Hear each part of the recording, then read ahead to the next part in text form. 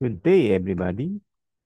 This is Daniel Pilarta once again, and I will be reading a topic on Sola Scriptura, taken from a book entitled Sola Scriptura, The Protestant Position on the Bible,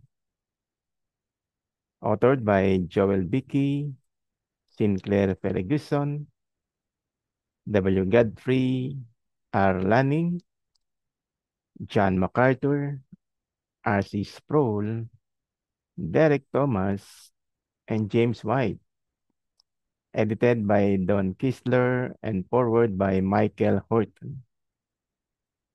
Now, on chapter 4, on the authority of the scripture by Derek W.H. Thomas, it says that according to the Westminster Confession of Faith of 1645, the supreme judge by which all controversies of religion are to be determined and all decrees of councils, opinions of ancient writers, doctrines of men, and private spirits are to be examined, and in whose sentence we are to rest can be no other but the Holy Spirit speaking in the scripture.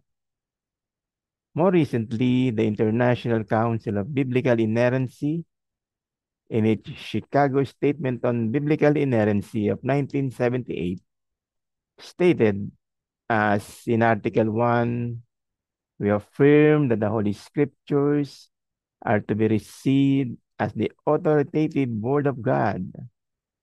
The same council, in a later statement titled the Chicago Statement on Biblical Hermeneutics of 1982, added, we affirm that the normative authority of the Holy Scripture is the authority of God Himself and is attested by Jesus Christ, the Lord of the Church.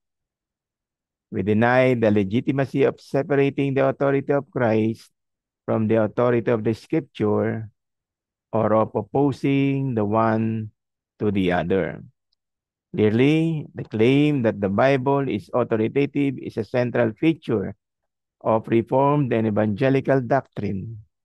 It may be summarized by the Reformation slogan, Sola Scriptura.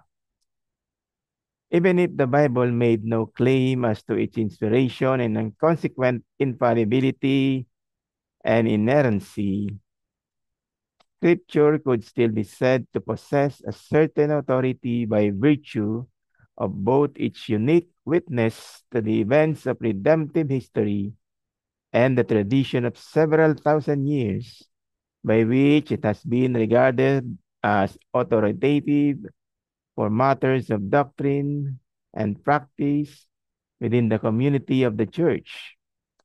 Even moderate liberals who do not affirm a view of plenary or verbal inspiration of Scripture concede that the Bible has a unique role in the life of the church, However, the Bible's claim to be the Word of God adds a dimension of authority that goes beyond mere sentiment or tradition. By this assertion, the Bible claims for itself the authority of God. Additionally, since Scripture is given by inspiration of God, or more accurately, is the product of God's outbreathing, taken in 2 Timothy chapter 3, verse 16, the Bible's authority is comprehensive and total, down to the very words themselves. This is the view that the Bible claims of itself. To cite John Calvin in the final edition of his Institutes of 1559, the scripture exhibits fully as clear evidence of its own truth, as white and black things do of their own color, or sweet or bitter things do of their taste. Those whom the Holy Spirit has inwardly taught fully rest upon Scripture, and that Scripture indeed is self-authenticated.